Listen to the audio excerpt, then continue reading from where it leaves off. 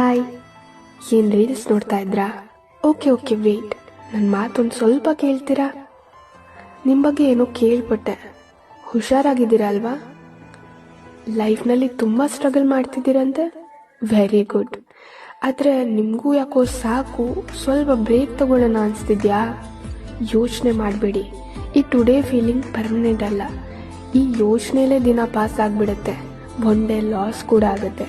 ಅದೇ positive think ಮಾಡಿದರೆ ಇನ್ನೇನೋ ಯೂಸ್ ಆಗ್ಬೋದಲ್ವಾ? ನೆಮ್ಮದಿ ಅನ್ನೋದು ಹುಡ್ಕೊಂಡು ಹೋದ್ರೆ ಸಿಗಲ್ಲ, ಅದು ನಮ್ಮಲ್ಲೇ ಇದೆ, ನಾವೇ ಕಂಡ್ಕೊಳ್ಬೇಕು.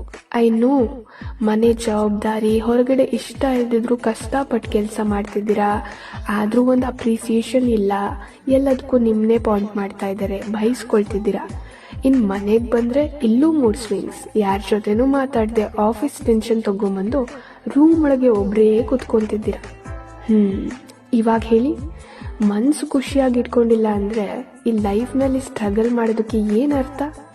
ಯಾಕೆ, ಯಾರಿಗೋಸ್ಕರ ಎಷ್ಟೆಲ್ಲ ಕಷ್ಟಪಡಬೇಕು? Be calm, be cool, take a deep breath. ಎದುರಿಸೋ ತಾಕತ್ತು ಯಾರಿಗಿರುತ್ತೆ ಅವ್ರಿಗೆ ಮಾತ್ರ ಕಷ್ಟ ಬರೋದು. ಯಾವತ್ತೂ ಯಾವುದಕ್ಕೂ ಕುಗ್ಗಕ್ಕೆ ಹೋಗಬೇಡಿ.